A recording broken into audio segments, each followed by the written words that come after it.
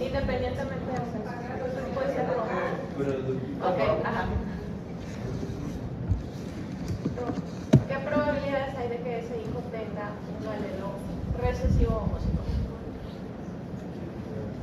¿Cómo? ¿De dónde? La niña tiene un 25% de qué? ¿Cuánto comparte con su papá ella? Entonces es un medio. Y como ya no le seguimos, ya no hay otra generación, entonces F es igual a un medio. ¿Ok? Porque ya no hay generaciones para seguir multiplicando. Y o sea, la posibilidad de tener un homocigoto recesivo va a ser igual a F por un medio.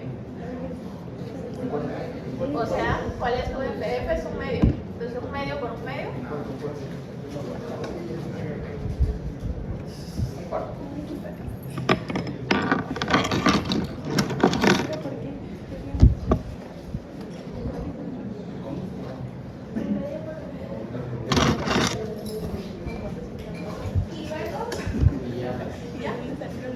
¿Alguien ve el error?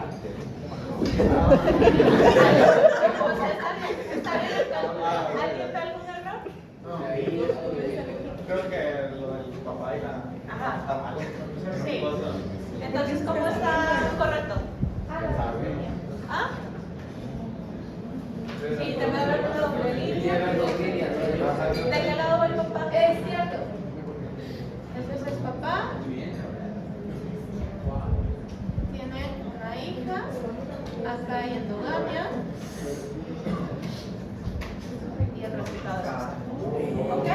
Entonces, F es igual a los medios, o sea, la mitad de información genética que se comparte por generaciones. En este caso solo hay un progenitor en común directo, que es el mismo padre. Entonces, solo hay un medio. Y F va a ser igual a un medio.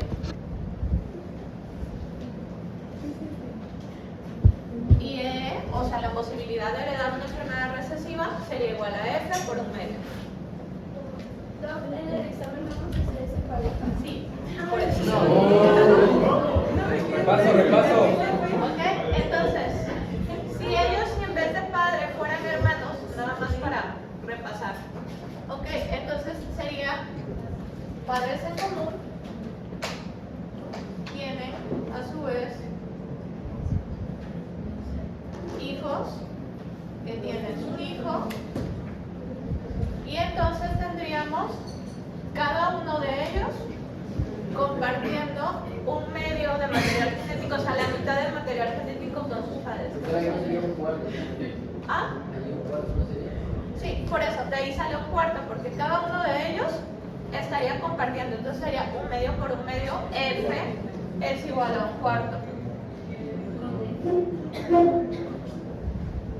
Y la probabilidad de tener una recesiva sería un cuarto por un medio.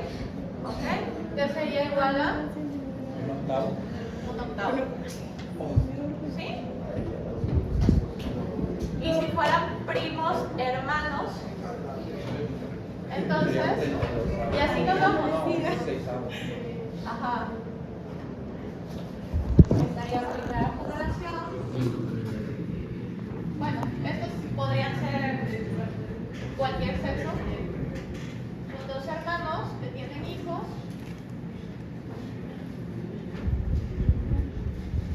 Que se casan entre ellos y tienen un hijo. ¿Ok?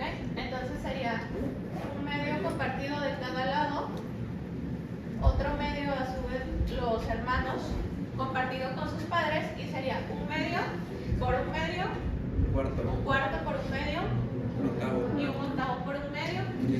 Eso sería F. ¿Ok?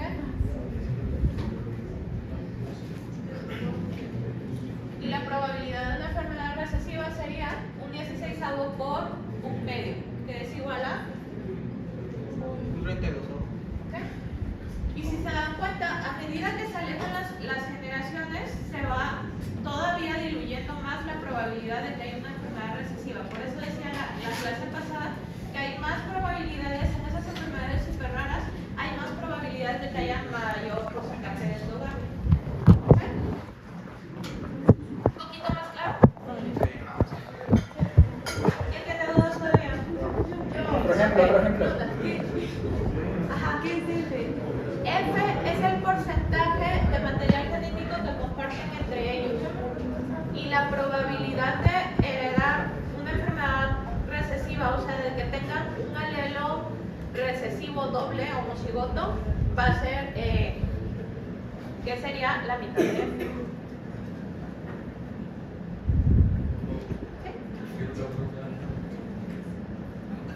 El caso directo, o sea, si son primos, si son hermanos, si es tía, sobrino, sobrina, tío, sobrina. Un ejemplo de un caso clínico, doctora. ¿Cómo lo presentamos? Un ejemplo de Un ejemplo de enfermedad recesiva. No, un ejemplo como de un caso. Por eso, tienes, por ejemplo, a una familia que tiene antecedentes de lo que ya vimos fibrosis quística, que es una enfermedad recesiva. Entonces hay alelos de fibrosis quística en esa familia. Y se casan dos primos hermanos. Entonces, ¿qué probabilidades hay de que su hijo presente fibrosis quística? Si no conoces el estado, si son homocigotos o heterocigotos, pero sabes que tienen un alelo recesivo. ¿Okay? Entonces la probabilidad sería igual a ahorita varios me han escrito que se han preocupado por las exposiciones. Ahorita lo que queremos ver es cómo se heredan las enfermedades, los patrones, porque vamos a retomar esas mismas enfermedades cuando hablemos de cosas específicas. ¿Okay? Cuando hablamos de genética bioquímica volvemos a ver fenilcetonuria y todos los problemas de metabolismo y de metabolismo de ácidos grasos, entonces vemos hipercolesterolemia ya con sus características clínicas. Lo que me importa ahorita es que sepan cómo se hereda y calcular la probabilidad de que si una familia son homocigotos o heterocigotos o hay endogamia, puedan calcular las probabilidades. ¿Okay? Y que tengan claro nada más el mecanismo de herencia de las enfermedades que ya vimos.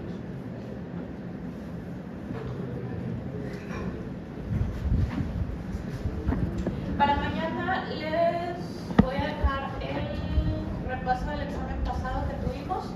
No me han dado todavía los exámenes, los tienen de coordinación, para regresarles los exámenes antes del examen. Ok, entonces las enfermedades recesivas. Les dije la vez pasada, en general, si hay una enfermedad que tenga o que se herede de diferentes formas, las manifestaciones que son peores o las que no sobreviven o las que son más catastróficas en general son recesivas, las peores. Y generalmente son mortales, por lo tanto no hay tantos nacimientos activos como esas enfermedades, o cuando hay, tienen muchas complicaciones como ya vimos con la fibrosis quística. Sin embargo, así como en la fibrosis quística, existen enfermedades que a pesar de que tienen un patrón de herencia recesiva, son relativamente frecuentes, por lo menos tanto como esperaríamos un autosómico dominante. Y en la actualidad aún no se ha encontrado explicación para todas estas enfermedades. Por ejemplo, les preguntaba por qué la fibrosis quística, a pesar de ser una enfermedad recesiva, sí oímos de ella. Y en México no es tan frecuente, por ejemplo, como oímos a países europeos. Entonces, existen varias teorías de por qué esto sucede. Algunas de estas teorías es de que antes alguno de estos alelos producía alguna ventaja, que era la llamada ventaja heterocigótica, que es, por ejemplo, la drepanocitosis, ¿no? Heredada como rato drepanocítico, pues le ayuda a las personas en áreas donde hay mucho paludismo a que sobrevivan o sean inmunes a la enfermedad. En el caso de la fibrosis quística, una de las teorías es que precisamente ayudaba a que las personas se hicieran inmunes a enfermedades gastrointestinales como salmonelosis o cólera. Entonces, eso hacía como una selección positiva que les daba ventaja a estas personas y por eso el alelo era más prevalente. Pero que con el paso del tiempo y los cambios de estilo de vida se ha vuelto desfavorable.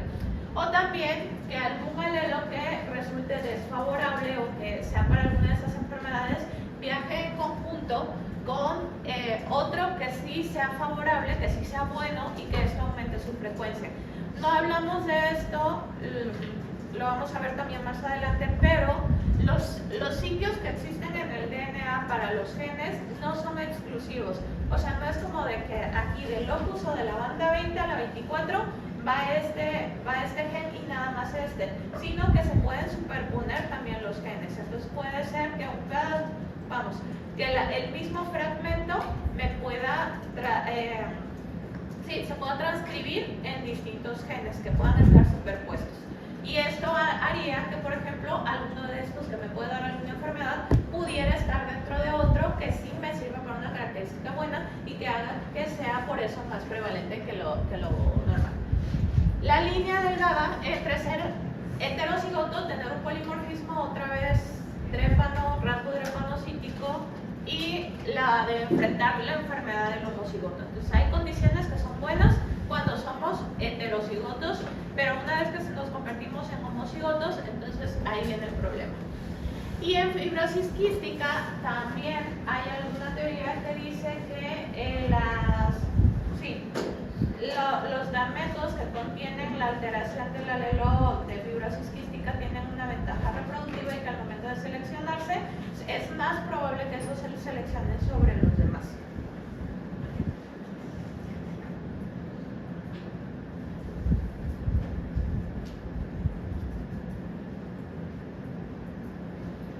Algunas de las cosas que ya estuvimos viendo con las exposiciones y que traté de irles mencionando al final de cada exposición es que hay algunos factores que nos van a afectar en cómo las enfermedades se manifiestan. Aunque tengan un mismo patrón de herencia, vamos a ver que hay enfermedades que se van a manifestar de diferentes formas que otras. Y uno de estos factores es la mutación de novo. La mutación de novo quiere decir que una enfermedad se presenta, aunque tenga un patrón dominante, por ejemplo, o tenga el patrón que tenga, no había un antecedente en la familia de esta enfermedad. Y entonces es por eso que al momento de hacer árbol genealógico, pues no tenemos una idea de cómo se heredaba, porque, si la enfermedad no nos da tantas características clínicas, la acondroplasia, pues sería muy obvio que alguien tiene acondroplasia, pero hay enfermedades en donde realmente no se sabía o no había realmente en la familia, pero al momento de la mutación se produce al momento de que hay fecundación y ahí hay un error. Entonces, no había, se presenta a partir de alguien primera persona. Y esto, decíamos, es muy frecuente, por ejemplo, en la acondroplasia, en donde 7 de cada 8 nuevos casos son en realidad mutaciones de novo, es decir, no había antecedentes en la familia de esa enfermedad. Otro de los ejemplos de mutaciones de novo es la hemofilia. En la hemofilia, esta enfermedad donde la gente sangra mucho porque no tiene factor 8 o no de la coagulación, hasta un 25% de los casos no hay antecedente. Entonces, es más riesgoso, por ejemplo, que no se sepa, porque cuando ya sabes que existe la probabilidad, se toman las precauciones debidas. En cambio, cuando no lo sabes, por ejemplo, una persona con hemofilia, se prefiere que estos niños nazcan por cesárea para que no tengan que pasar por canal de parto y para que no tengan hemorragias intracraneales. Pero si no se conocía y resulta que viene con una deficiencia muy grave y pasa por trabajo de parto y por ahí les cuesta y luego usan forceps, pues son niños que tienen mucha probabilidad de tener hemorragia del sistema nervioso central al nacimiento. Entonces, eso es lo peligroso de las mutaciones de novo, que no necesariamente tenía que estar presente una enfermedad en la familia, sino que puede ser que a partir de ahí se produjo.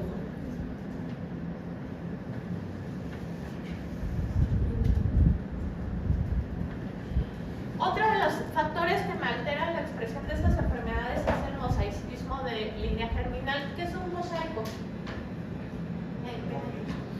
Algo que es mixto. Entonces, el mosaicismo de línea germinal se refiere a que en los gametos hay más de una línea celular distinta, es decir, puede ser que dentro de los gametos de una persona haya gametos que se encuentran bien y otros que se encuentran mutados. Entonces, durante el desarrollo embrionario del progenitor se produjo la mutación que afectó una parte o la totalidad de los gametos, pero no las células somáticas. ¿Qué va a provocar esto? Que las personas tengan un fenotipo normal, aunque sus gametos vienen mutados, ellos no tienen ninguna mutación porque la línea somática se salvó, pero sus hijos sí van a heredar la enfermedad. Y esto puede ser causa, por ejemplo, de la hemofilia, causa de esas mutaciones. En realidad, la mutación se produjo en el padre, no se expresó hasta que el hijo nació, bueno, o la madre también, en el caso de la hemofilia, no se expresó hasta que su hijo nació, pero la mutación no fue inicialmente del hijo, sino de las células germinales del padre. ¿Sí se entiende esto? Entonces, durante la diferenciación hay una mutación, pero afecta solamente la línea germinal. No, la persona no la padece, pero sí la puede heredar. Igual que la mutación de novo, no hay antecedentes. De hecho, podría ser una mutación de novo, pero que solamente afecta a la línea germinal. Otro de los factores que afecta esto es la penetrancia reducida o incompleta. Cuando hablamos de enfermedades de herencia autosómica dominante, parte de las enfermedades que son importantes por carga de salud pública son aquellas de cáncer hereditario, como por ejemplo las enfermedades, el retinoblastoma, el cáncer de mama por mutaciones en BRCA1 o BRCA2, que se presentan de forma autosómico dominante. Si se acuerdan, yo les dije, las formas peores de una enfermedad son generalmente autosómico recesivas porque Dios cuida a sus animalitos. Entonces, ¿qué pasó aquí? ¿Por qué es autosómico dominante?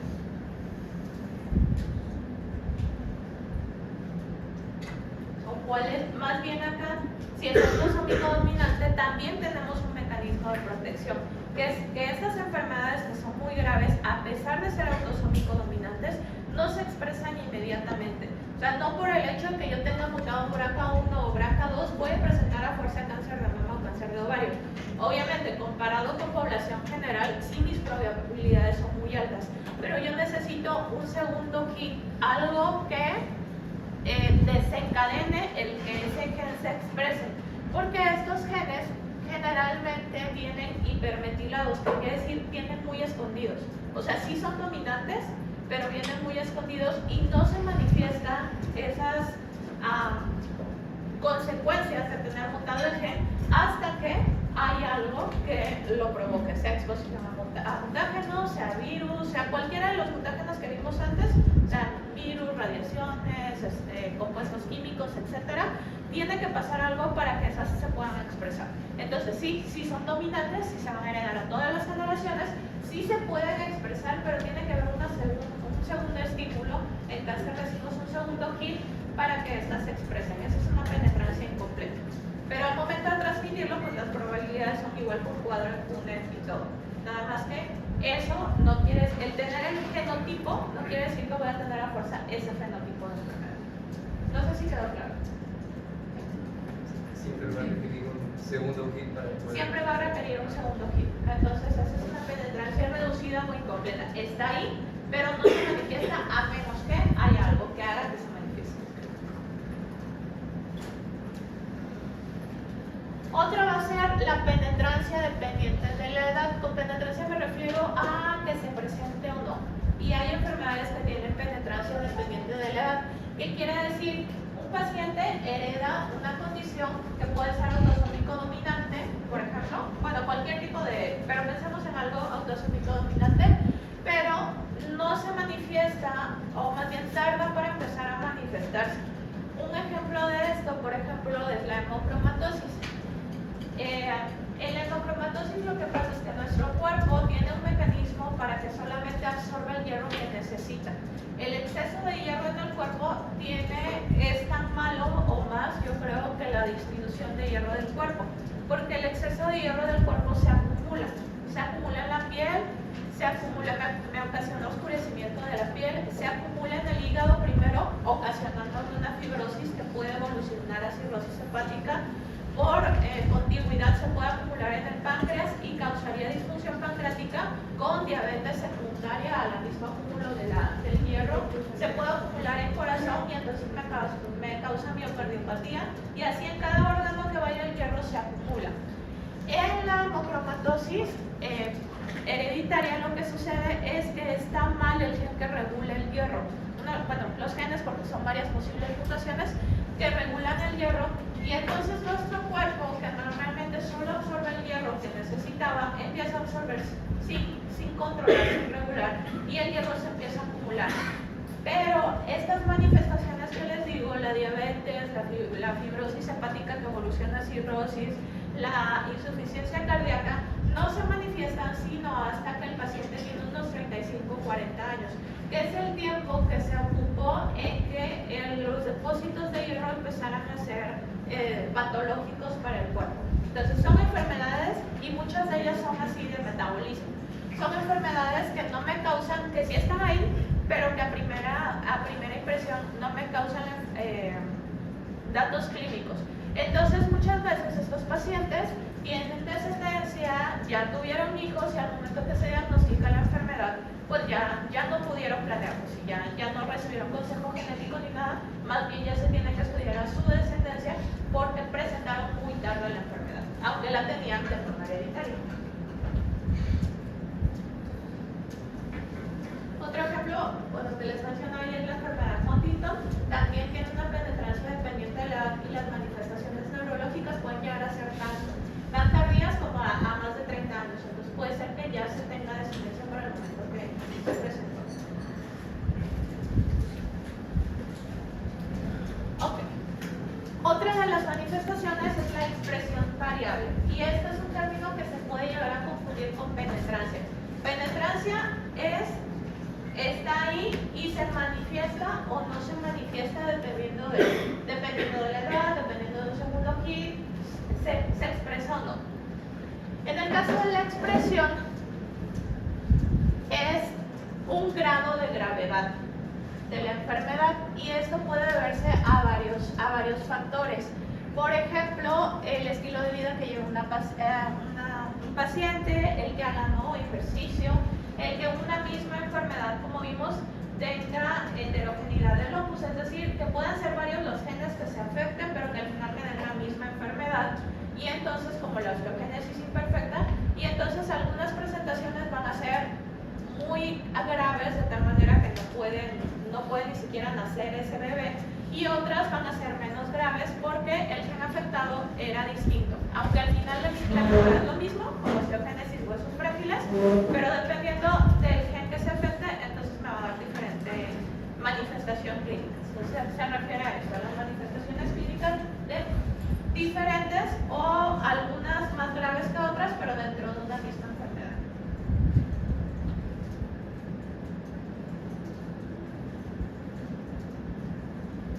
Esta ya la habíamos visto, heterogeneidad de locus, igual la vimos con el mismo ejemplo de osteogénesis imperfecta, que se refiere a que una misma enfermedad puede deberse a mutaciones en diferentes cromosomas, en diferentes localizaciones. A eso me refiero con el locus. Entonces, osteogénesis imperfecta, ¿qué otra enfermedad vimos? ¿O alguien se acuerda que hayan mencionado? ¿Quién? Hipercolesterolemia, se puede ver a 3 cosas distintas. ¿Cuál otra? Por ahí alguien, creo que en 2 ocasiones aquí se ha mencionado Charcot-Marie-Tooth, que también se puede ver a distintas, ¿no? Pero al final de cuentas la enfermedad se llama igual, pero los genes que se afectan son distintos. Y entonces eso me da enfermedad tipo 1, tipo 2, tipo 3 o los tipos que hay.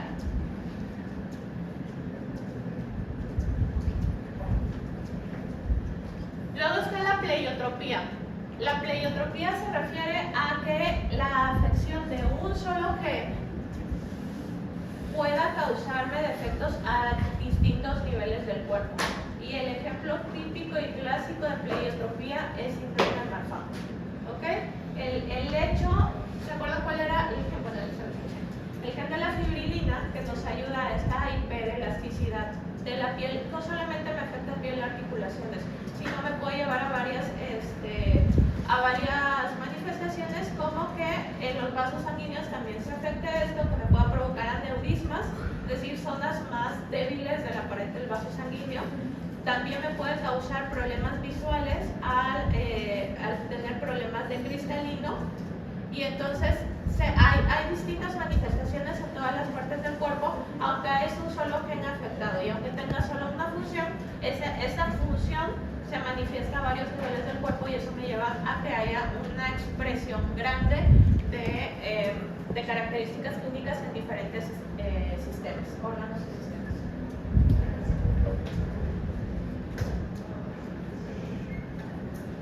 Y ya por último hablar de los aspectos de dominancia, que también ya habíamos hablado anteriormente, que es la codominancia el primero.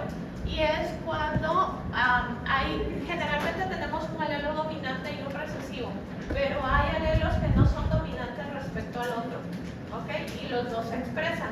Y el ejemplo típico de codominancia es el grupo AB, ¿ok? Porque tanto A como B son dominantes. Y cuando tenemos un papá que me hereda un A y una mamá que me hereda un grupo sanguíneo B, voy a expresar ambos grupos. No va a haber uno que no se exprese, entonces vamos a tener A y B como codominantes ejerciendo el mismo o expresándose ambos al mismo tiempo. Pasa lo mismo con algunos antígenos del sistema HLA. Que ambos se llegan a expresar.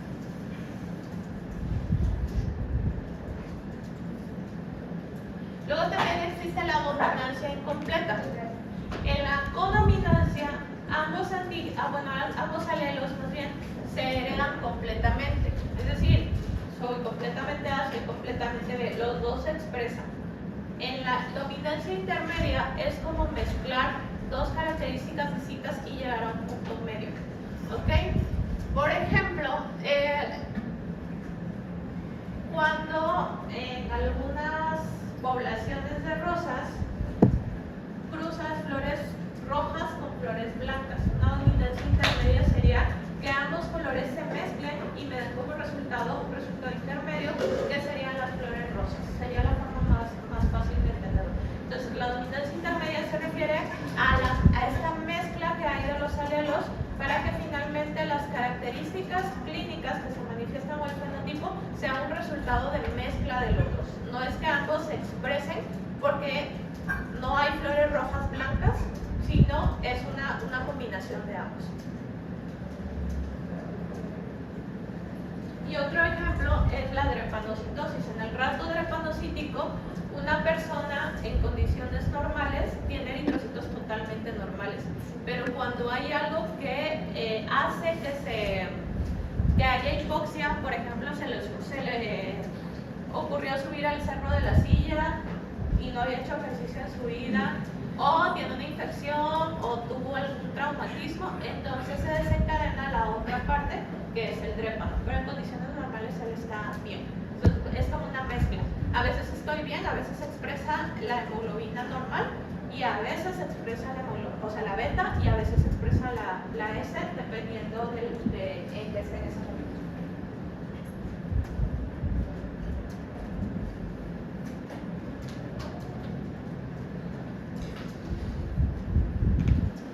Y la otra es la heterosis o vigor híbrido. Y esto son las teorías de por qué tenemos dominancia de algunos alelos más frecuentemente.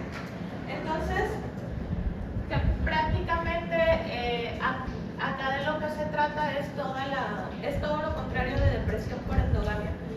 Tiene que haber una combinación para seleccionar los alelos que sean más favorecedores para la población, para el estilo de vida, para dónde estás, y que se vaya mejorando con esto. Entonces, ambos padres van a proporcionar información para codificar una proteína, pero las propiedades que ambos van a heredar van a ser un tanto diferentes, de modo que ambas se van a expresar y la descendencia heterocigota va a ser mejor que sus padres. ¿Ok? De eso se trata la combinación. Es un mejoramiento de especie básicamente a partir de la variabilidad genética. Muy bien. ¿Dudas, preguntas con respecto a esto? ¿No? Si no hay, mañana hacemos entonces repaso de examen. Y nada más estaría pendiente enfermedades Tyson. Antes de empezar. Lo que vimos ahorita. Y recuerda